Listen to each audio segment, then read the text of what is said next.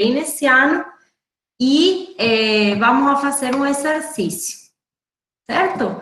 Então, vamos lá. Na aula passada, a gente viu basicamente que esse modelo keynesiano, também chamado de modelo renda-gasto, é um modelo que tenta explicar o equilíbrio de uma economia, o equilíbrio macroeconômico, deixando os componentes da demanda agregada, especialmente o consumo, como função da renda, tá? Ou como função, dado que existe, né, uma igualdade entre renda e produto, da demanda agregada com o que é produzido nessa economia.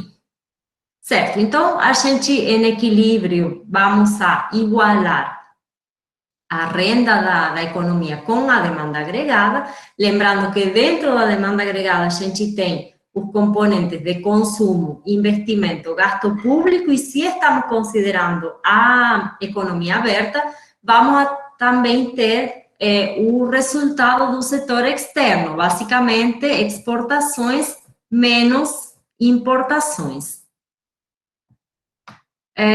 Certo. Pelo lado do consumo, vimos o seguinte: vai ser o único componente desse modelo preliminar, mais simples, que a gente está vendo hoje também. Na próxima aula a gente vai ampliar um pouco esse modelo. Então, o consumo é o único componente da demanda agregada que depende da renda. Então, lembram que a gente mostrou uma equação de consumo que tinha dois termos. O primeiro termo, que é esse C subscrito zero, que está mostrando o componente autônomo do consumo. O que significa componente autônomo? Aquela parte do consumo que não depende da renda. E o segundo termo do consumo, que é o C subscrito 1 vezes a renda, ou vezes o produto dessa economia, vai estar mostrando basicamente a parte do consumo que sim depende da renda. Então, o que seria esse C subscrito 1? Vai ser a propensão marginal a consumir. Vai mostrar qual é a proporção ante um aumento, né, da renda, em que proporção o consumo vai aumentar. Então, está mostrando basicamente a variação do consumo ante uma variação da renda. Essa propensão marginal a consumir é positiva, porque sempre que aumenta a renda, o consumo vai aumentar. E depois temos os outros componentes, e a hipótese que fazemos em relação aos outros componentes da demanda agregada é que eles são todos autônomos em relação à renda, ou seja, eles não dependem da renda. É claro que isso aí é uma simplificação, e depois a gente vai modificar essa simplificação. Tá? Por quê? Porque, na verdade, o investimento pode depender da renda, de fato depende. As importações também dependem da renda, porque se eu tenho um aumento da renda, tenho aumento de consumo, e parte dos bens consumidos são bens importados. Mas, por enquanto, simplificamos e deixamos esses componentes autônomos. Certo? Então, como chegamos no equilíbrio? Para chegar no equilíbrio, a gente tem que isolar o produto, o Y, né, a renda dessa economia. Como eu tenho renda do lado esquerdo e do lado direito, então renda aqui e renda aqui, multiplicando a propensão marginal a consumir, esse termo aqui eu vou juntar com esse termo do lado esquerdo. Na verdade, o que eu faço matematicamente é diminuir do lado esquerdo e do lado direito menos C subscrito 1 vezes Y, certo? Então, aqui eu tenho esse termo, né? Y menos C1, Y. Aí, coloco em evidência o Y e eu vou ter 1 menos C1. Esse 1 menos C1 passaria para o lado direito dividindo, porque está multiplicado. Eu já vou mostrar daqui a pouquinho um exercício, tá? Quando, então, eu chego nesse equilíbrio, eu tenho, então, que a renda vai ser igual a o que é chamado de multiplicador keynesiano vezes o gasto autônomo, tá? Outra forma de ver o equilíbrio é através do gráfico. Veja esse gráfico é chamado comumente de cruz keynesiana, tá? Porque, basicamente, está mostrando essa cruz, esse cruzamento entre a minha reta de 45 graus e a demanda agregada, tá? Que era como explicamos essa reta de 45 graus, que eu expliquei na aula passada.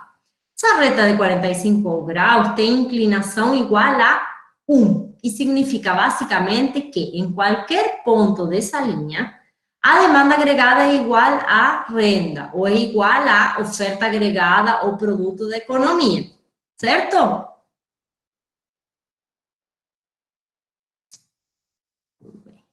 Pronto.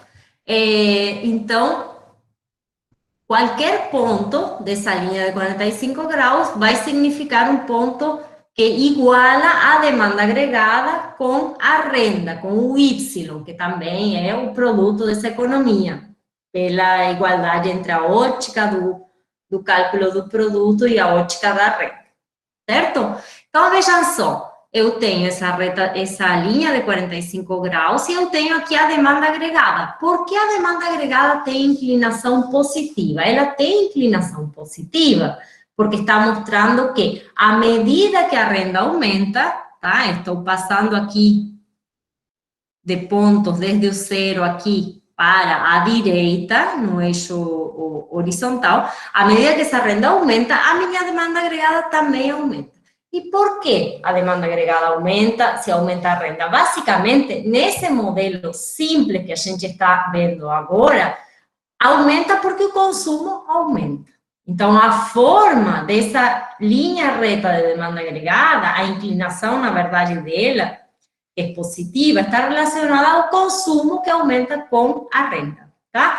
E aqui eu tenho um intercepto da demanda agregada que está mostrando o quê? Porque ele não está em zero e está aqui em um valor positivo. Esse intercepto está mostrando qual é o valor, a magnitude da demanda, dos componentes autônomos da demanda agregada. Então, esse intercepto, basicamente, é, nesse modelo simples, a soma do consumo autônomo, investimento, gasto público, exportações menos importações, ou seja, o que eu tenho aqui nessa chave como gasto autônomo. Isso aqui é um intercepto da demanda agregada, tá? Certo? Agora vamos ver qual é o significado do multiplicador keynesiano. E eu peço para vocês que, se tiverem dúvidas, me perguntem, tá?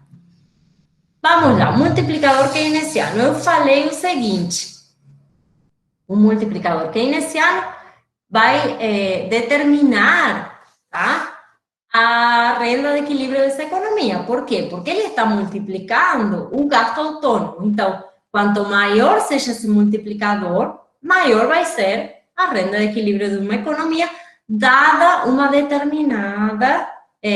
um determinado gasto autônomo. Tá?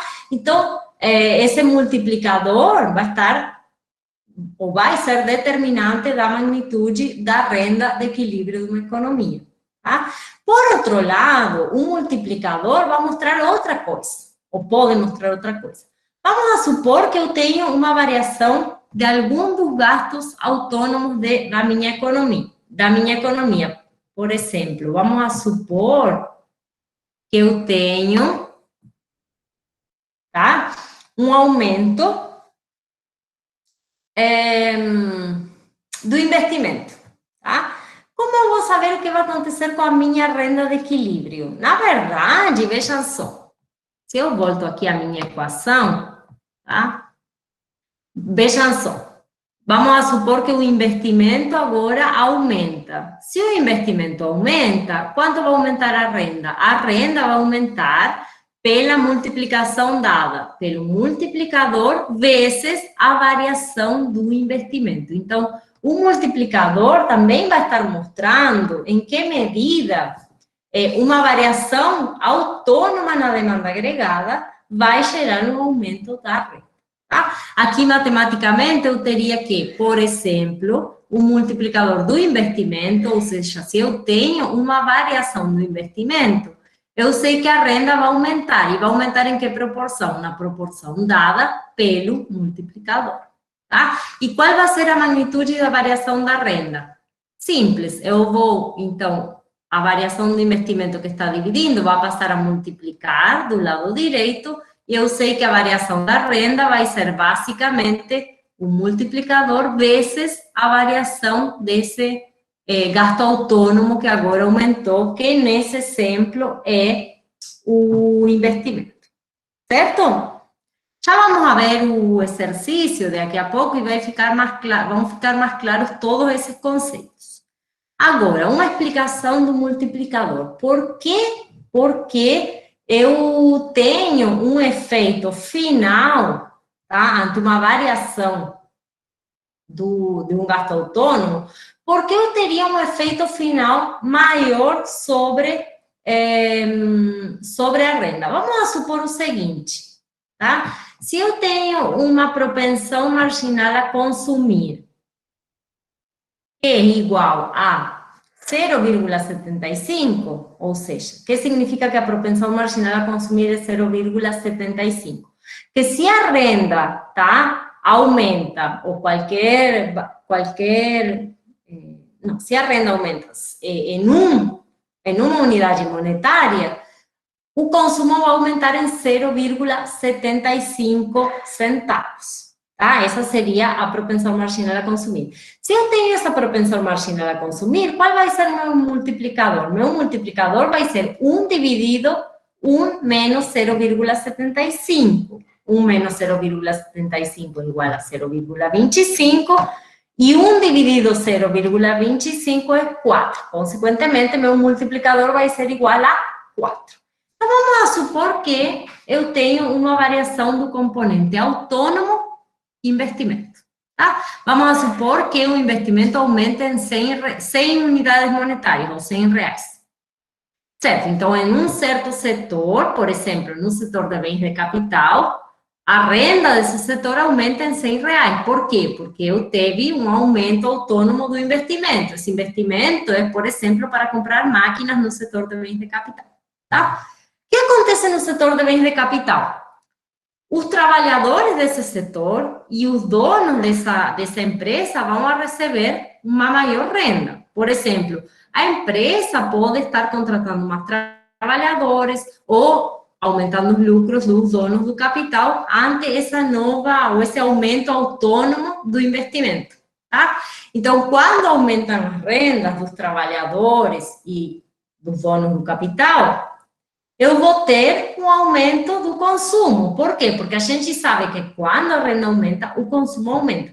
E sabemos qual é a proporção desse aumento. Por quê? Porque se a produtividade marginal do consumo ou a consumir é 0,75, esse aumento inicial do investimento vai gerar um aumento de consumo nesse setor em 75, tá? Agora, esse 75, vamos pensar, aumenta o consumo de alimentos dessa família que tiveram esse aumento da renda. No setor de alimentos, esse gasto adicional, essa despesa adicional também vai gerar aumento das rendas naquele setor. E esse aumento da renda no setor de alimentos vai gerar também um aumento do consumo. Por quê? Porque essas pessoas vão gastar parte dessa renda em vez de consumo. Então, o que acontece? A gente tem um ciclo, né, que começa com esse aumento do componente autônomo investimento, mas vai gerando um efeito cascata ao longo dos setores da economia. Consequentemente, aqui, nesse quadrinho marrom, a gente vê que qual vai ser o aumento da renda final? Ante um aumento, tá? Esse 100 aqui é a variação do investimento de 100 unidades monetárias e vai estar multiplicado pelo multiplicador que é igual a 4. Então, o aumento final da renda vai ser igual a 400. Então, o aumento inicial de 100 vai gerar um efeito, né, um efeito bola de neve que gera, no final, um aumento da renda muito maior. Todo mundo entendeu? Ou ficaram com alguma dúvida? Professora? Oi? Esse aumento, esse cálculo, ele seria por indivíduo ou por coletivo? Não, aqui é no coletivo. Lembrem que aqui estamos na macroeconomia, tá? Então, essa função, esse equilíbrio que a gente chegou aqui, tá? É um equilíbrio que não é individual, não é o consumo de uma família ou, sei lá, de uma única empresa. A gente está no geral, tá? Por isso que existe esse efeito bola de neve, né? Porque um aumento inicial, vamos a pensar assim, o governo aumenta o gasto público. Esse aumento do gasto público que vai gerar em muitos setores da economia aumentos da renda. E esses aumentos da renda vão gerar consumo em outros setores. Então, é no conjunto da economia, não no individual. Perfeito, obrigado. Certo? Tá. E aí, alguém mais ficou com dúvida? Se vocês estão tranquilos até aqui, eu vou passar agora para o exercício, tá? Porque é uma forma também de ver como olhamos na prática para esse multiplicador, para o equilíbrio da renda, para tudo que a gente está vendo na teoria. Então, vamos fazer esse exercício e depois retomamos um pouco com a teoria, certo? Então, assim, nesse exercício, vejam só, eu tenho uma função consumo. Essa função consumo tem uma parte autônoma, que são esses 200, que seria meu C subscrito zero. Tem uma propensão marginal a consumir de 0,7, tá? Que me diz, novamente, que se a renda aumenta em R$1, a renda disponível, tá? Eu vou ter um aumento no consumo de 0,7, certo? Tudo bem. Essa propensão marginal a consumir está multiplicada pela renda disponível. Lembrando que quando incorporamos o setor governo, a gente tem duas partes desse setor governo. Por um lado, o gasto público, que é parte dos componentes da demanda agregada, e por outro lado, a tributação. E a tributação, o que acontece? A tributação vai ser uma magnitude que vai diminuir a renda disponível da família para consumir, tá? Então, sempre que a gente compra qualquer bem de consumo, esse bem de consumo tem inserido impostos. Então, vamos a pensar assim, uma família que compra bens de consumo, e vamos a pensar que a tributação, na média, para esses bens de consumo, seja de 15%. Então, se ela tem, por exemplo, um salário mínimo, R$1.000, vamos a pensar, ela não dispõe desse salário mínimo para comprar bens de consumo. Por quê? Porque 15% vai para pagar imposto. Então, na verdade, o que sobra líquido para ela comprar é 850, né? Porque ela tem que pagar esses impostos. Mesmo, claramente, ela vai comprar bens por R$1.000, mas dentro desses R$1.000, 15% estão, né, dentro do preço, esses impostos que, de certa forma, não de certa forma, realmente diminuem a renda disponível. Por quê? Porque se não tivesse imposto, essa família poderia comprar mais, consumir mais, pelo valor total dos R$1.000 e não pelo valor da renda menos os impostos, tá? Depois a gente tem aqui o componente autônomo, investimento e gasto público, e essa economia não tem setor externo, tá? E aqui temos o valor dos impostos. Então, vamos a fazer o seguinte, vamos a fazer o ponto A, B, C, E e, puxa, aqui é F, tá? Tá errado. Vamos a fazer todos esses pontos e depois vamos a graficar os resultados no Excel, tá? Então, vamos a obter o valor de equilíbrio do produto dessa economia, o valor do consumo, o valor da poupança nacional,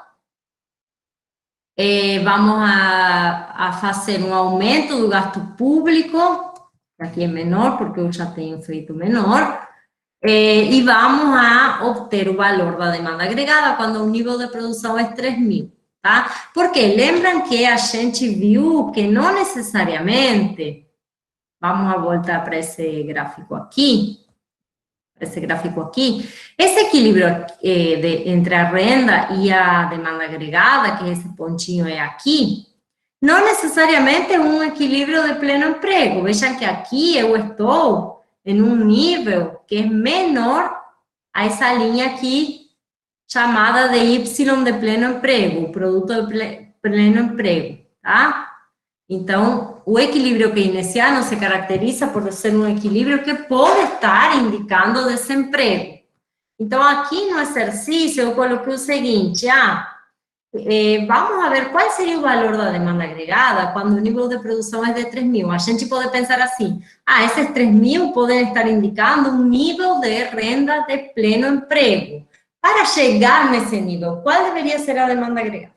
E vamos a ver, então, também esse ponto. Para isso, eu vou ter que apresentar outra coisa aqui, vou apresentar toda a minha tela, porque depois já vamos para o Excel.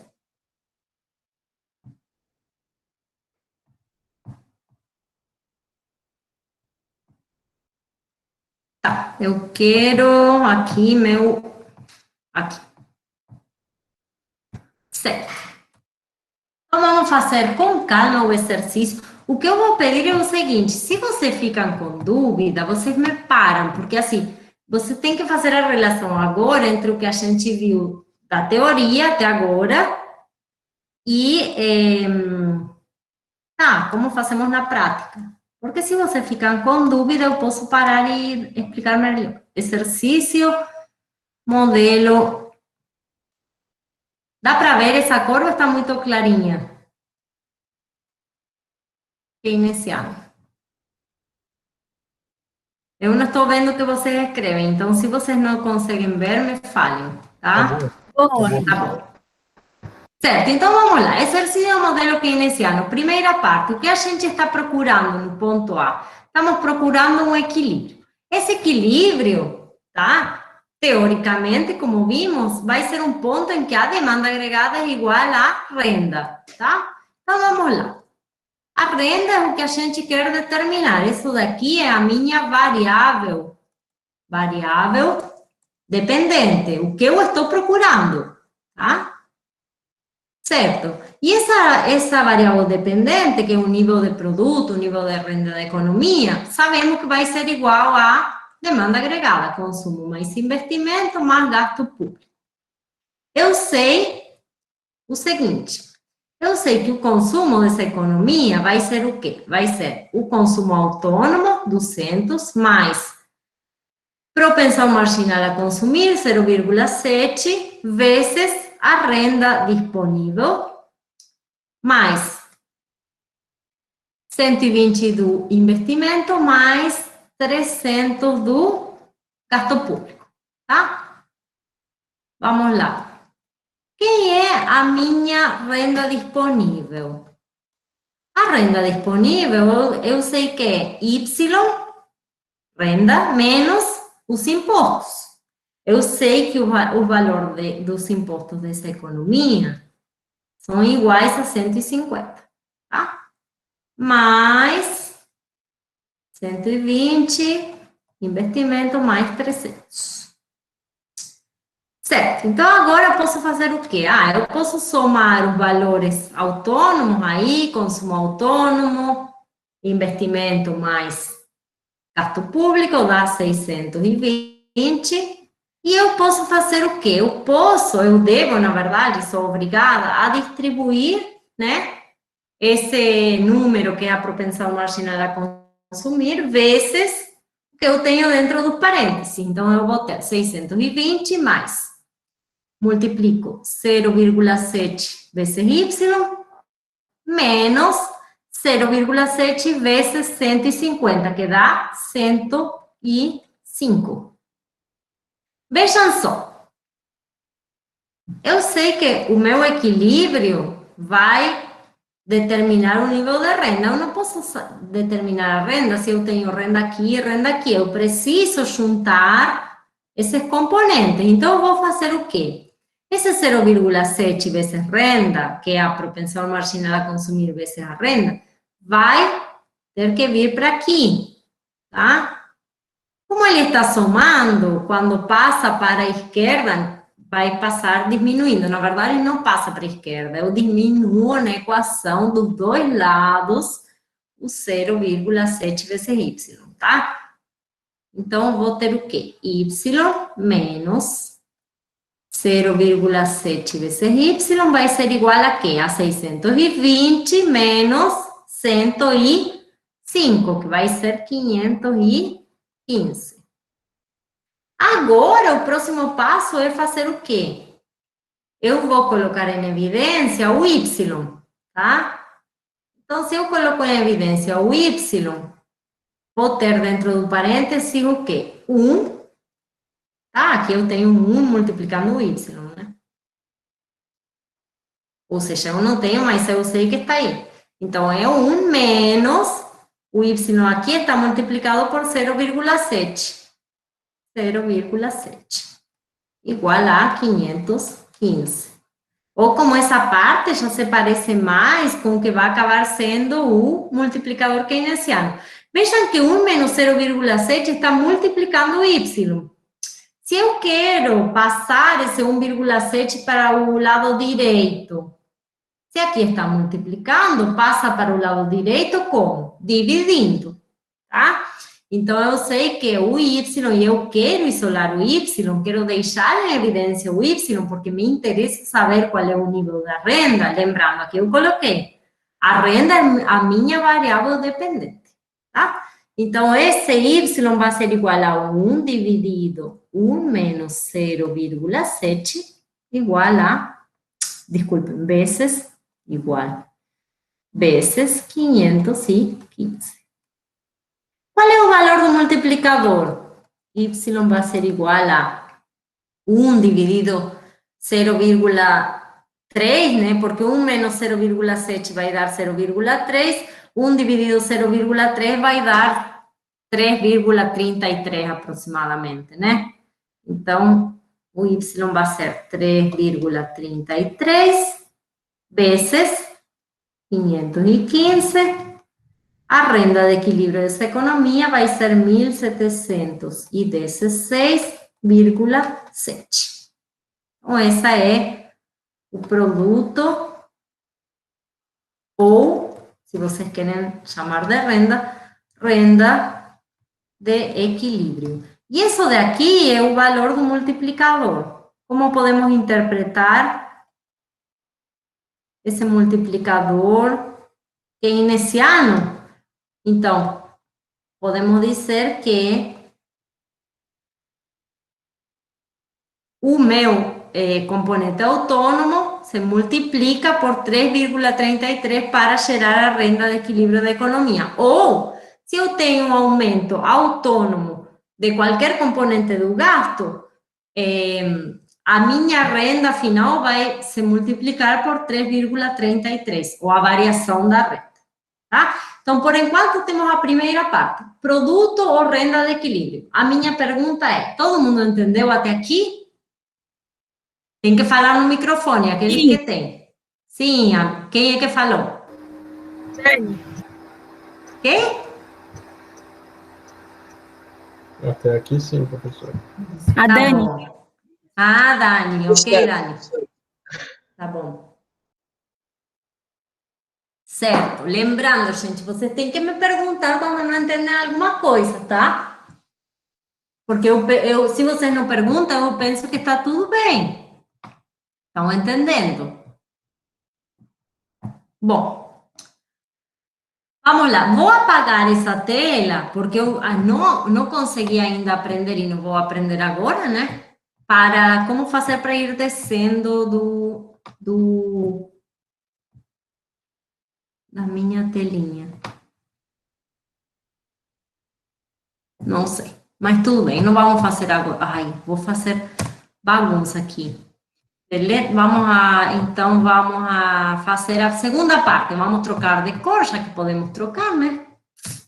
E vamos para a segunda parte, que está pedindo, a parte B, qual é o consumo de equilíbrio. Bom, a gente tem uma equação de consumo que sabemos que vai ser igual a consumo autônomo mais propensão marginal a consumir vezes renda disponível. Eu agora sei qual é o nível de renda dessa economia, então é só aqui substituir pelos valores que eu já sei quais seriam, né? Então, 0,7. Eu sei que a renda disponível vai ser a renda da economia. Eu acabei de determinar, menos os impostos, tá?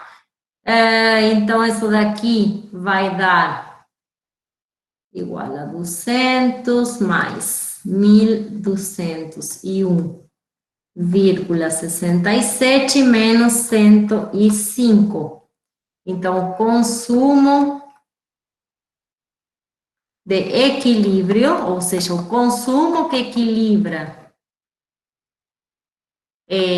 a demanda agregada com a renda vai ser igual a 1.296,67. Certo? Tá. Agora vocês vão ter que prestar um pouquinho mais de atenção, porque vamos a ver a poupança de equilíbrio. Por quê? Porque lembram que a gente definiu a poupança na aula passada como um resíduo, né? Então, as famílias recebem a renda, elas vão a decidir quanto consumir e o que não é consumido é poupado, tá? Mas agora a gente tem os impostos. Então, primeiro eu vou fazer o quê? Primeiro eu vou mostrar na equação teórica como fica a poupança quando a gente tem impostos e depois a gente analisa com os números, né, com o resultado do exercício, como ficaria. Então, vamos lá, C a poupança. Poupança de equilíbrio. Certo. Lembrando que agora temos, né, os impostos. Então, a poupança vai ser um resíduo. Renda menos impostos me dá a renda disponível, menos o quanto é consumido nessa economia pelas famílias, tá? Poupança, então, vai ser igual a quê? Vai ser igual a Y menos T. E quem é o consumo? O consumo é consumo autônomo mais C1 vezes Y menos T, a renda disponível, certo?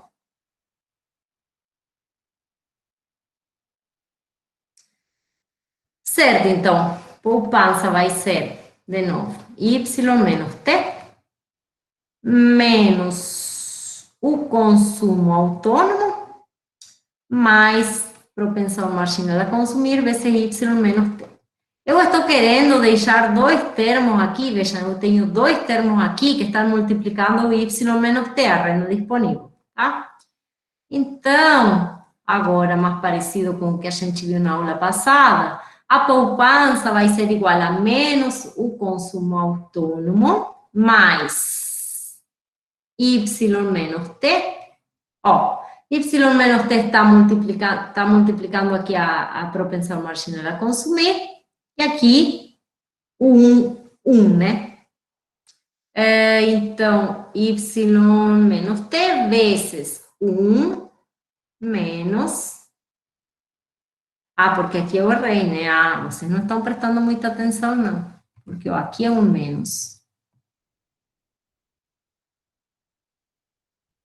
Ó.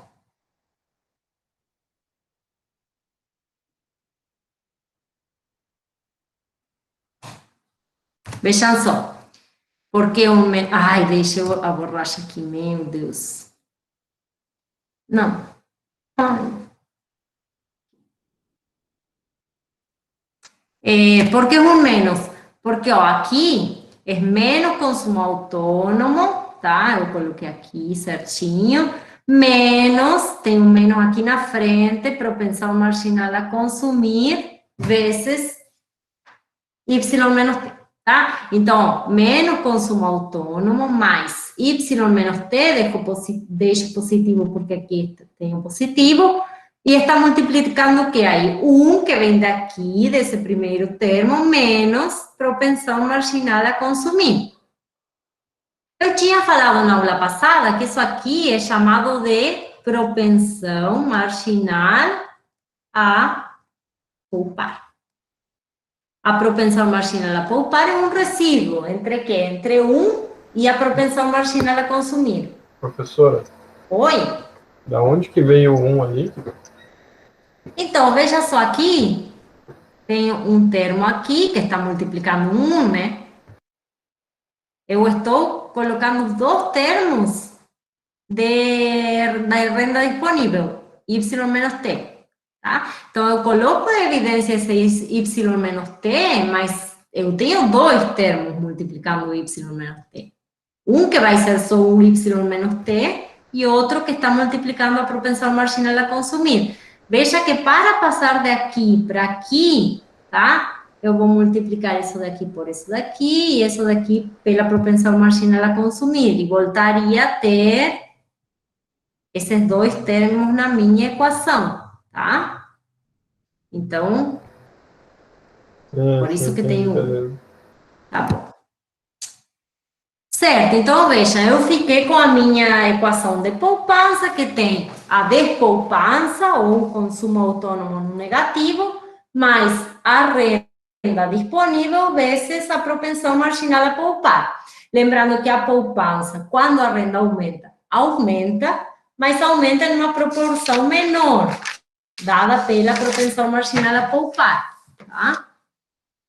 Certo, então voltando para os dados do meu exercício, eu sei que o consumo autônomo é igual a menos 200, tá? Eu sei que a propensão marginal a poupar vai ser 0,3, por quê? Porque a propensão marginal a consumir é 0,7, então 1 menos 0,7 é 0,3. Eu sei que a renda dessa economia é 1.716,67 e os impostos 150.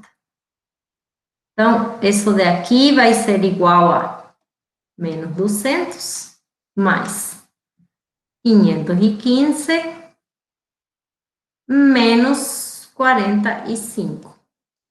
Poupança de equilíbrio da economia vai ser igual a 270.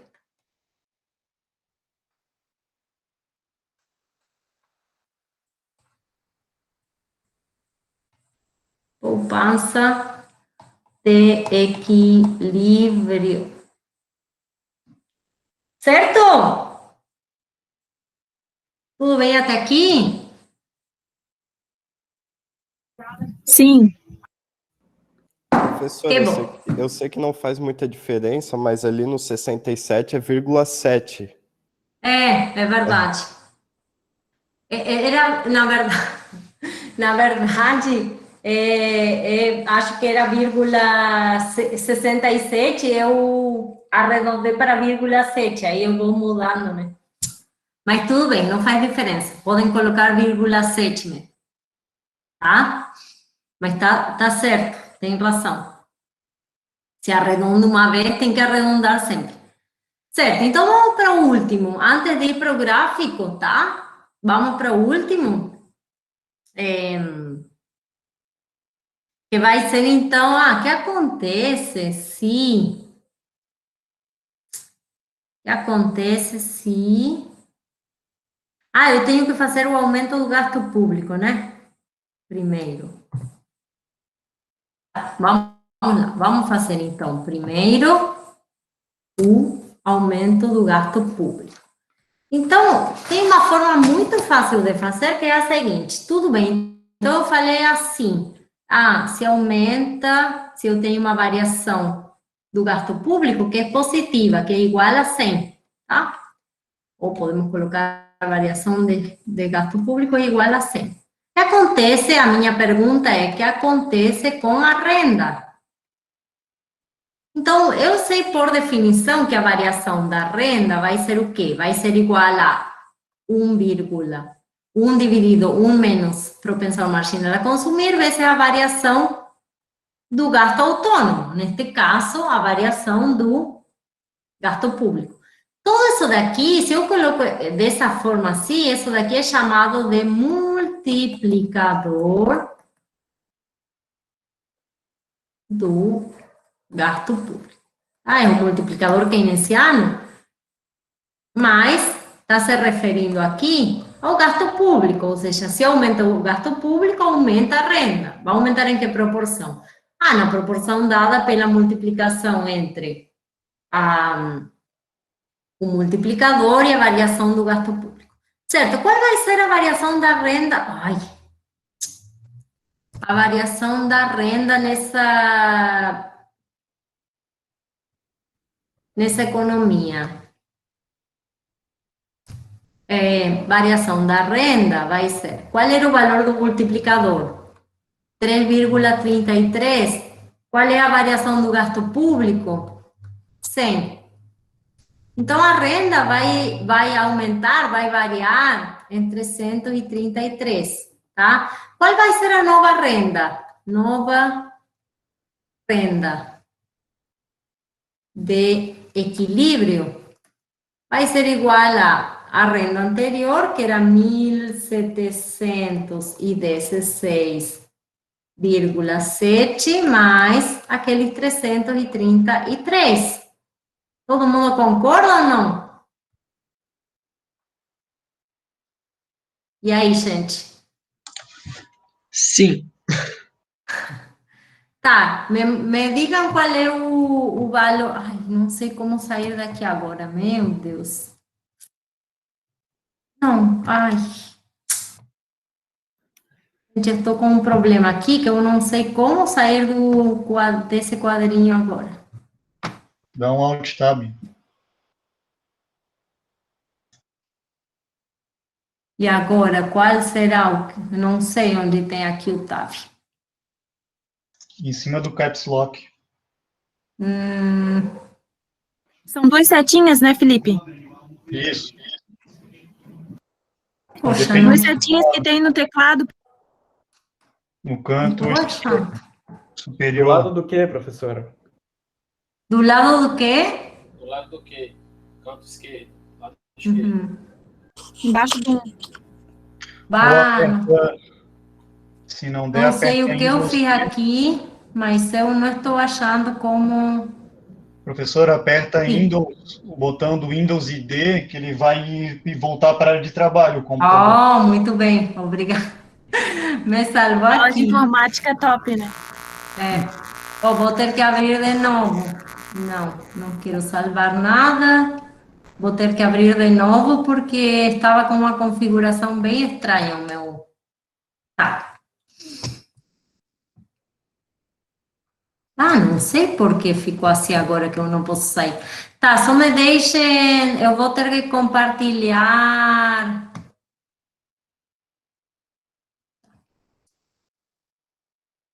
Não vou fazer tudo de novo, mas só lembrando então que a variação da renda vai ser igual a o multiplicador vezes a variação do gasto público, tá? Agora vamos ver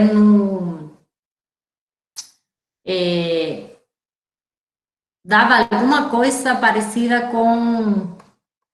Dava 333 e a nova renda de equilíbrio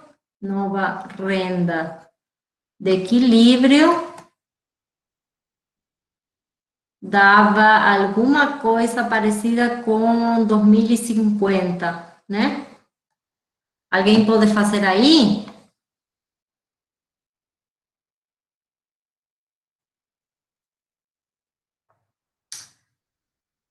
Vai ser o quê? 2049,7. Tá, tudo bem. Quase 2050. Certo, gente. E agora, antes de ir para o Excel e para mostrar o gráfico, o que eu queria mostrar é o último ponto, né? O último ponto era o seguinte. A pergunta era, se o nível de produção, se o nível de produto é igual a 3.000, o que acontece? Qual é o nível de renda de equilíbrio para esse nível de produto? Então, a gente poderia pensar assim, uma economia tem um nível de produto de pleno emprego de 3.000. Qual tem que ser o nível de renda agregada, de demanda agregada, tal que essa economia chegue nesse nível de 3.000, que é o nível de produto da economia de pleno emprego. Então, voltamos para a nossa equação de equilíbrio, tá? Então, eu sei que o produto vai ser igual a consumo, investimento mais gasto público, novamente. A renda, o produto vai ser igual a consumo autônomo.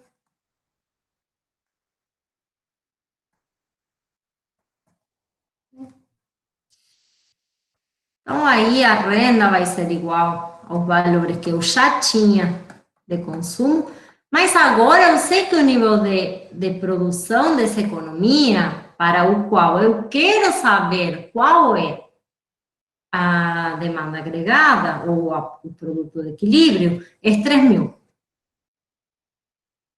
Menos 150.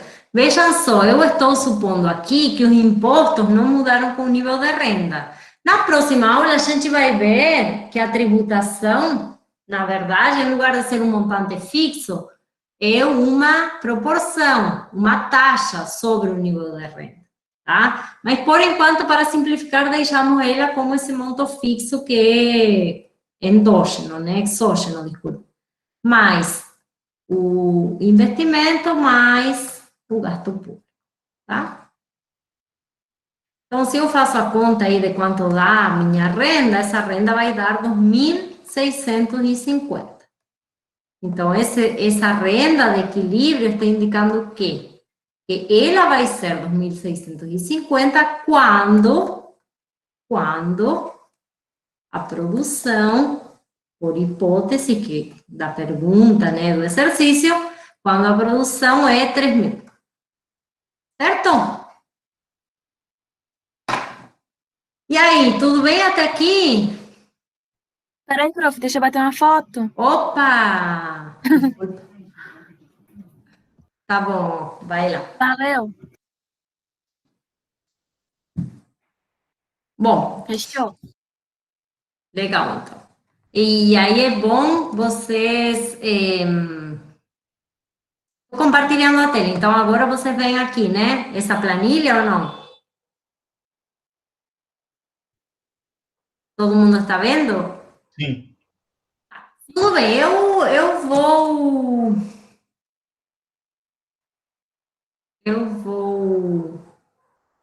Eu tenho feito do horário da manhã, né? Então, eu vou fazer de novo. Vocês querem que eu faça assim? Eu vou fazer de novo, vou apagar aqui todo. Só para fazer de novo esse...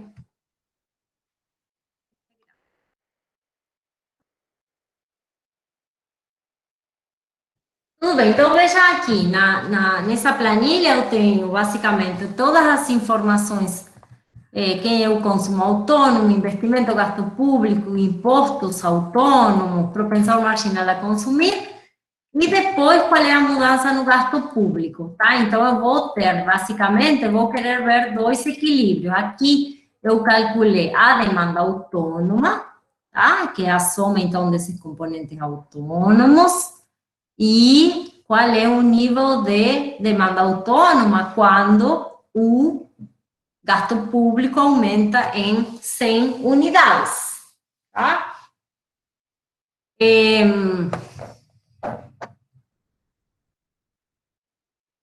mais?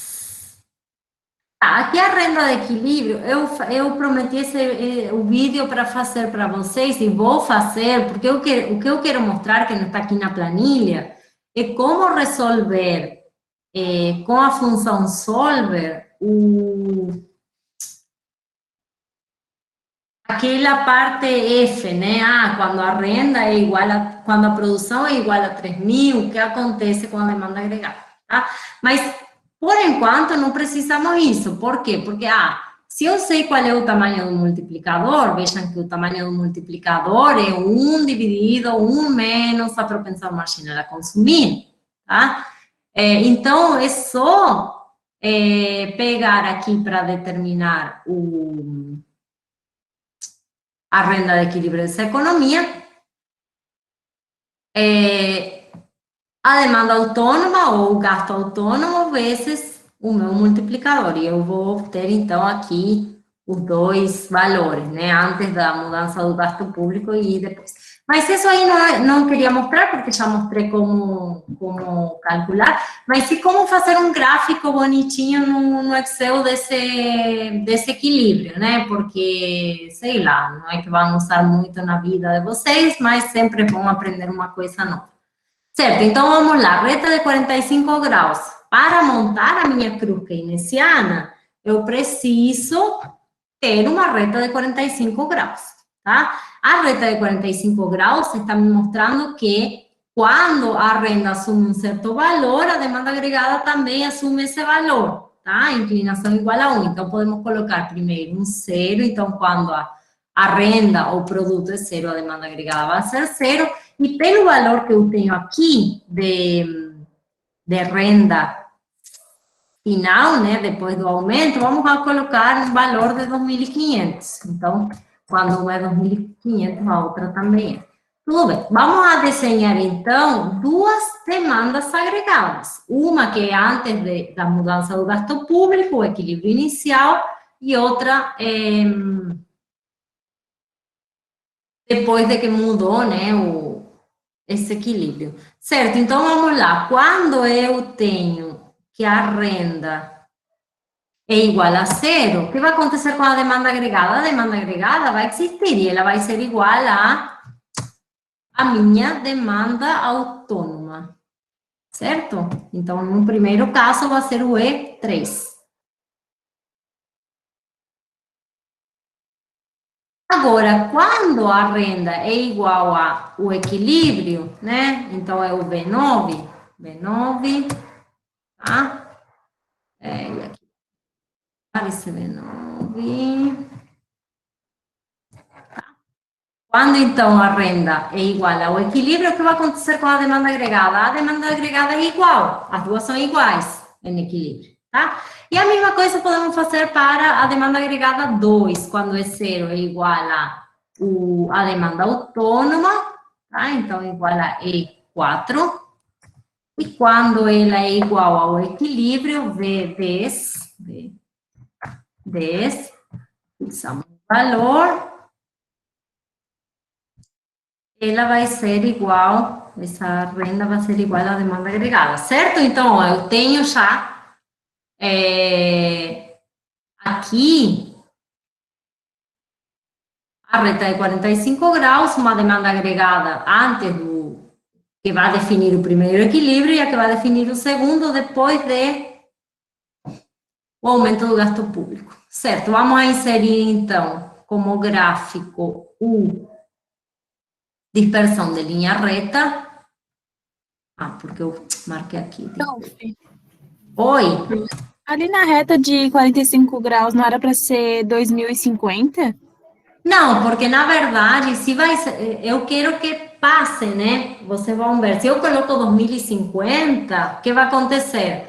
O equilíbrio vai ficar no final do gráfico, tá? E eu quero que passe um pouquinho a reta de 45 graus e que a demanda agregada intercepte essa linha de 45 graus, mas deixe um pouquinho, né, no gráfico livre, vocês vão ver. A reta de 45 graus tem que ir além do equilíbrio, tá? Ó, eu quero que fique uma coisa assim. Assim, tá? Se eu colocasse que a reta de 45 graus fosse até 2050, ficaria aqui, no equilíbrio. E eu não teria essa parte aqui bonitinha do gráfico, tá? Lembrando, a reta de 45 graus é uma reta auxiliar, só está mostrando uma reta com inclinação igual a 1, tá? Mas não está mostrando o único equilíbrio da economia, está mostrando vários pontos em que as duas são iguais, tá? Certo, vamos a colocar, então, vamos a inserir o gráfico de dispersão de linha reta, tá? E aqui.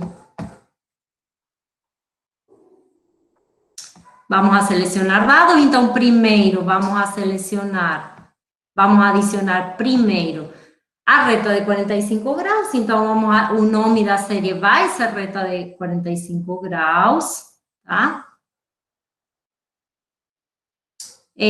Vamos a colocar valores de X a renda, tá? E os valores da demanda agregada, tá? Ok. Depois vamos adicionar, e ficou a linha reta de 45 graus, tá? Aí vamos adicionar a primeira demanda agregada, que vai ser o nome de A0. Vamos agregar como X o Y, tá? Minha renda. E como os valores da série Y, a minha demanda agregada, tá? E por último, vamos adicionar a minha última demanda agregada aqui.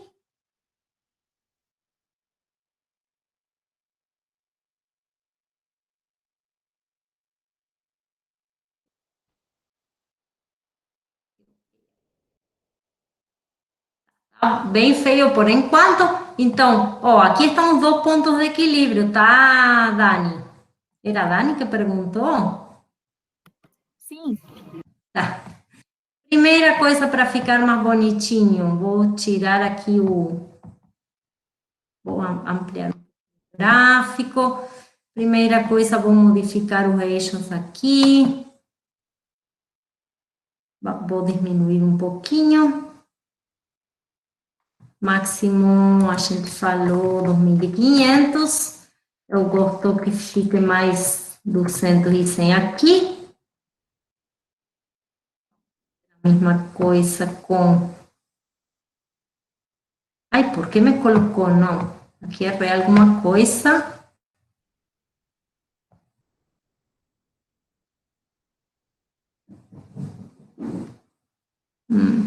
Sim.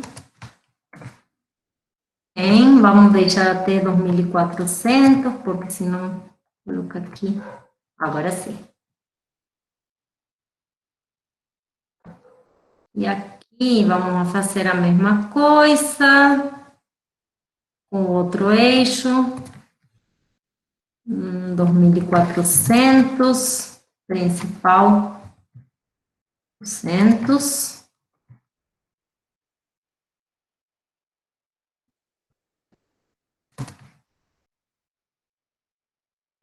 Tá, e agora vamos lá. Isso só porque eu gostei mais de que a escala fique assim. Mas veja, o que eu quero fazer agora é que essa linha passe, né? Tipo, aqui eu sei que está o equilíbrio, mas é legal que passe um pouquinho. Então, para isso, eu vou incluir aqui uma linha de tendência, tá? Então, adicionar a linha de tendência na primeira demanda agregada. Eu quero uma linha linear, né? Porque ela já é linear, tá? Eu quero que avance, sei lá, 600. Eu quero que essa linha seja... Eu quero que essa linha seja da mesma cor, mas que tenha um traço... Porque a linha de tendência geralmente não sei o nome desse traço. Eu quero uma linha reta, né? Ó, aí passou, tá? E a mesma coisa para a segunda demanda agregada. Adicionamos uma linha de tendência linear e que seja um traço reto. Pronto. A linha de... Ah, não adicionei o valor. Ai, ai, ai. Vou matar a linha de tendência, avance 600 também. Vamos ver como ficou agora. Agora ficou legal, tá? Mais ou menos, essa poderia estar melhor. Vamos com essa linha, com a linha de 45 graus. Vou matar.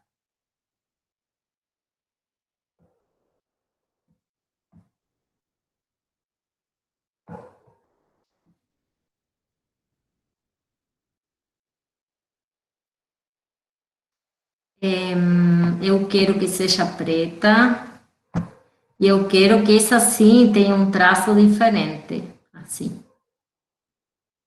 Pronto. Porque essa é uma linha auxiliar, né? A de 45 graus. E aqui podemos agregar para que fiquem bonitinhos, então, o título do eixo, do gráfico, rótulo de dados e legenda.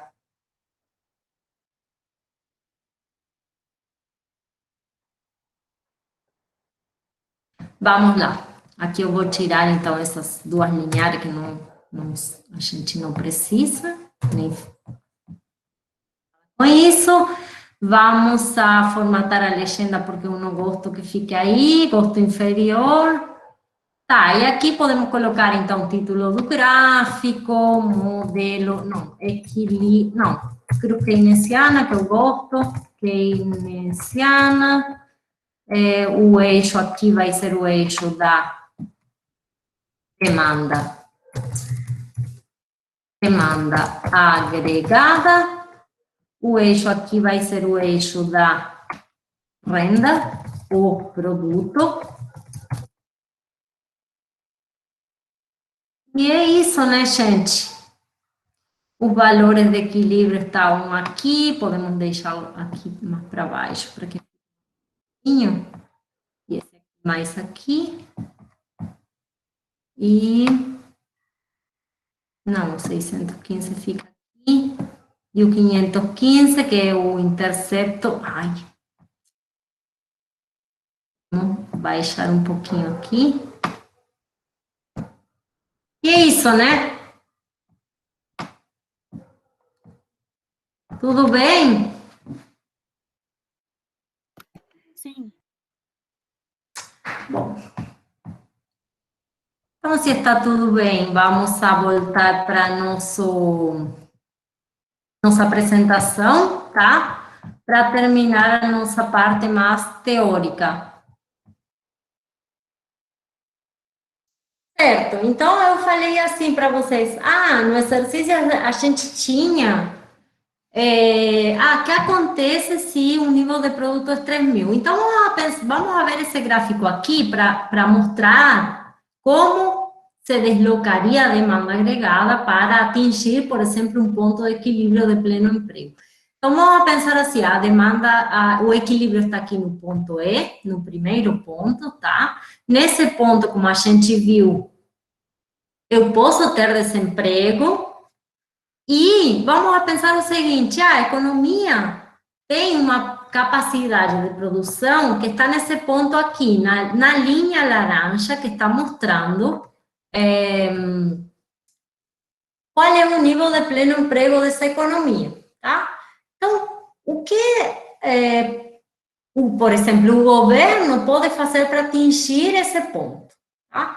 Então, o governo pode aumentar, por exemplo, o gasto público, isso deslocaria a demanda agregada para cima e poderíamos chegar, então, em um ponto aqui mais de pleno emprego dessa economia, tá? Mas não é só o gasto público que vai chegar esse deslocamento da demanda agregada. A gente poderia ter, por exemplo, um aumento do investimento autônomo, um aumento das exportações, uma queda dos impostos.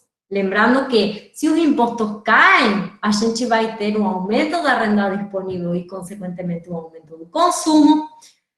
Poderíamos também ter um aumento do componente autônomo do consumo. Então, todos esses fatores aumentariam o intercepto da demanda agregada, deslocando essa demanda agregada para cima e, possivelmente, atingindo um ponto de pleno emprego. Tá?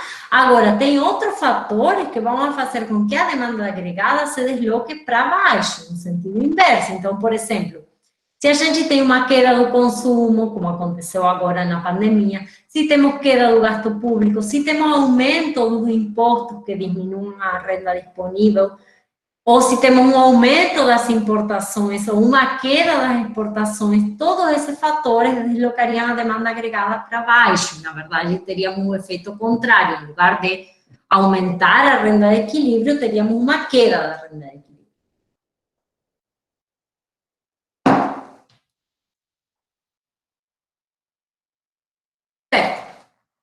Para terminar, gente, a aula de hoje teve bastante coisa, né?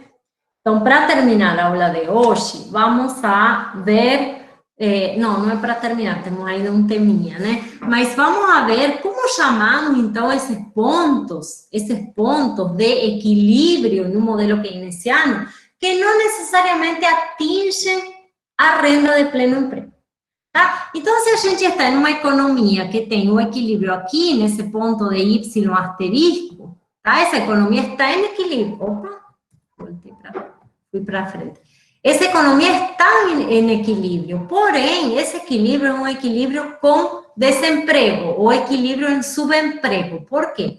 Porque nem todos os fatores produtivos dessa economia estão ocupados, tá? Então, vejam só, eu tenho o que se chama de hiato deflacionário, que está mostrando, tá, a diferença entre a economia em equilíbrio, com subemprego, e o valor necessário para atingir um equilíbrio com pleno emprego. Tá? Então, vejam que esse hiato vai estar dado pela diferença entre a demanda agregada da economia e o que seria um valor de demanda agregada de pleno emprego. Tá? E por que é chamado de hiato deflacionário? Porque, na verdade, e vocês vão estudar isso na macroeconomia 2 bastante, isso significa que para que exista um pleno emprego dos fatores produtivos, seria necessário que exista uma queda de certos preços da economia. Tá? E esses preços têm a ver com os salários, para que se incentive a produção e, consequentemente, eu tenho um aumento da demanda agregada e da renda dessa economia, tá? Então, o que o governo poderia fazer para evitar esse hiato deflacionário e atingir esse equilíbrio com pleno emprego? Então, a todas as coisas que a gente viu antes, né? Então, aumentar os gastos públicos, ou ele pode, de alguma forma, expandir a quantidade de dinheiro na economia, que isso a gente vai estudar na parte de política monetária. Então, qualquer medida que aqueça a economia, que de alguma forma incentive os componentes da demanda agregada, vai fazer com que esse hiato se feche. E, assim como temos um hiato deflacionário, também podemos ter um hiato inflacionário, que seria o caso contrário, seria um caso de uma economia que está muito aquecida e que tem um equilíbrio à direita do ponto do equilíbrio de pleno emprego, tá? Então, essa economia está consumindo, seja através do gasto público, seja através do consumo das famílias, mais do que ela tem capacidade para produzir, tá? Então, ela pode estar aumentando as importações, por exemplo. Então, ela está consumindo mais do que pode, no sentido em que a sua produção de pleno emprego é menor, tá? Nesse caso, o que acontece? Nesse caso, temos chamado hiato inflacionário. E por que chamado de hiato inflacionário? Porque a tendência dessa economia é que exista um aumento do nível de preços, tá? Por quê? Porque se gera uma pressão inflacionária, porque essa economia tem menos bens do que as famílias, o setor público e as empresas desejam consumir, tá? Então, seria o caso contrário do hiato deflacionário. Então, quais seriam as políticas do governo para desaquecer essa economia? O contrário do que a gente viu no hiato deflacionário. Então, diminuir o gasto público, aumentar os impostos, que de alguma forma diminua o consumo dessa economia, tá? Tudo bem, gente. Então, agora sim, como último tema, temos outra forma de ver o equilíbrio keynesiano, tá? O equilíbrio keynesiano, então, pode ser visto através de um equilíbrio entre a despesa da economia, os gastos da economia, né? E a renda dessa economia, ou o que é produzido nessa economia.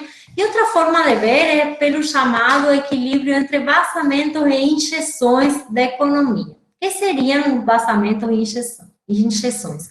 A gente parte de um equilíbrio básico em que podemos pensar assim, vamos a pensar que nessa economia só existem famílias e empresas, as empresas só produzem bens de consumo e as famílias consomem todos esses bens, ou seja, exaurem a sua renda consumindo esses bens de consumo. Então, eu não tenho investimento e não tenho poupança. E também não tenho setor público nem setor externo. Tá? Esse seria o fluxo básico. Tudo bem. O que acontece se a partir desse fluxo básico eu incluo o que chamamos de vazamentos? O que significa vazamentos? No fluxo básico eu tenho renda da família, Professora, que vai totalmente dirigida às empresas que pode produzem. repetir, por favor, que está dando bastante interferência no seu microfone aqui para mim.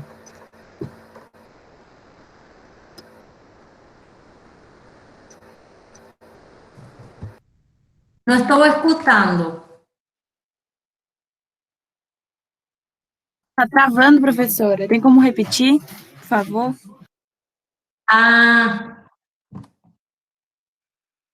Sim. Puxa, eu acho que está ruim a minha internet, gente. Né? Não é o computador, tem como agora? carregar, prof? Sim.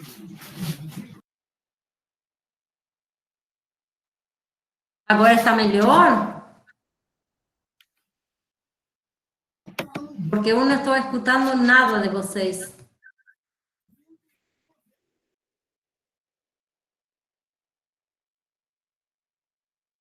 Deixem ver se eu... Agora estão escutando ou não? Sim, professor. Tá, vamos lá então, gente. Então, vamos lá. O que seria um equilíbrio de curto prazo pelos vazamentos e injeções da economia? Então, vamos pensar o seguinte. Famílias consomem tudo que é produzido pelas empresas. Então, as empresas produzem só bens de consumo e as famílias consomem todos esses bens. Então, esse seria o fluxo básico. Aí, podemos incluir primeiro o que chamamos de vazamentos.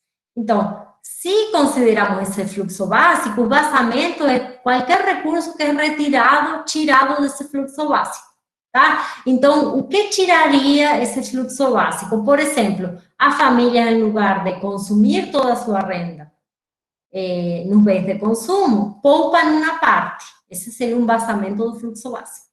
As famílias pagam impostos, outro vazamento do fluxo básico. As famílias importam parte dos bens que consomem, outro vazamento. Esses seriam os 3 vazamentos dessa economia, com o setor público e com o setor externo. Do outro lado, a gente tem as injeções, que em lugar de ser recursos que estão saindo desse fluxo básico, estão entrando, tá? Aí, dentro das injeções, temos investimento, outro fluxo injetado na economia é o gasto público, e, por último, o que é exportado, tá? Então, em equilíbrio, os vazamentos vão ser iguais às injeções da economia. Graficamente, como a gente vê esse equilíbrio? Vamos ter, então, pelo lado dos vazamentos, a soma da poupança, dos impostos e das importações. Lembrando aqui que, por que esses vazamentos vão ter uma inclinação positiva? Se a gente olha para esse gráfico, né, de vazamentos, considerando a demanda agregada e a renda, né, nos eixos. Sabemos que a poupança é uma função da renda. Por quê? Porque a poupança depende da propensão marginal a poupar vezes a renda dessa economia. Consequentemente, se a renda aumenta, os vazamentos aumentam. Tá? Pelo lado das injeções, vejam que eu tenho 3 componentes que são totalmente autônomos: investimento, gasto público e exportações. Consequentemente, vai ser, como nenhum dos 3, por enquanto, depende da renda, vai ser uma linha reta em um certo nível de intercepto, tá? Não temos aqui uma inclinação para essa reta. Então, vejam aqui, no ponto em que as duas, vazamentos e injeções, são iguais, vou ter a renda de equilíbrio. Se eu estou em pontos à esquerda dessa renda de equilíbrio, as injeções são maiores que o vazamento, eu não tenho equilíbrio. Se estou à direita desse equilíbrio, eu vou ter que os vazamentos são maiores que as injeções, tá? Isso cria, então, um paradoxo que mostra que, se eu estou em um ponto à direita, tá? Podemos pensar assim, a poupança é maior que o investimento, ou seja, todo o que está sendo poupado não é investido, isso gera, na verdade, uma renda nacional menor do que poderia ser, tá? Não vai ser um equilíbrio, essa economia vai tender a esse ponto de equilíbrio aqui no Y asterisco, tá? E podemos ver também aqui a linha reta vertical no nível de produto de pleno emprego, e podemos ver aqui também facilmente medidas de política que fariam com que a economia atinja esse equilíbrio de pleno emprego. Então, poderíamos, por exemplo, aumentar as injeções, por exemplo, aumentar o gasto público, fazendo com que essa linha se desloque para cima, ou poderíamos também diminuir o imposto, por exemplo, fazendo com que toda essa linha de vazamentos diminua, recue aqui para baixo e atinja o equilíbrio de pleno emprego. Tudo bem, gente, até aqui?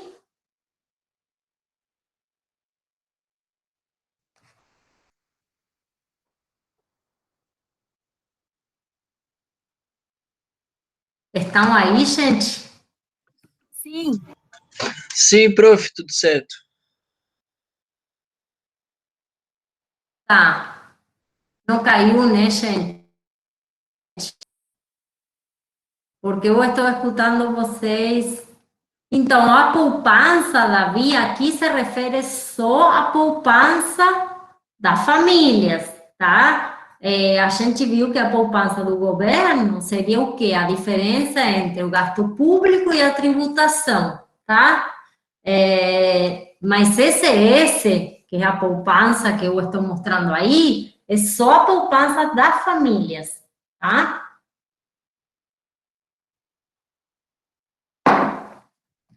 Certo, gente? Então, para terminar, você tem um exercício aqui, tá? Então, esse exercício vocês vão fazer, tem dois, na verdade, né? Um mais prático, da mesma forma que a gente fez agora há pouco, e um outro que é mais teórico, tá? Que tem a ver com o hiato deflacionário e inflacionário. Então, assim, vocês vão fazer esse exercício, e na sexta eu vou abrir uma chamada aí na página da disciplina para vocês postarem esse exercício, certo?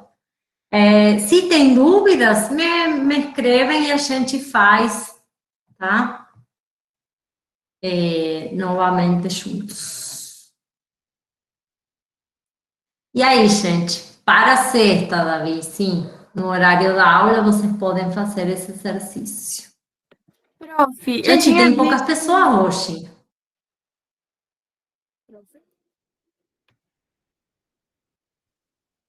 Não escutei nada, Daniel. Porque acho que a minha internet está ruim. Eu tenho um cabo, mas eu não estou conseguindo me conectar. Não sei por quê. Se não está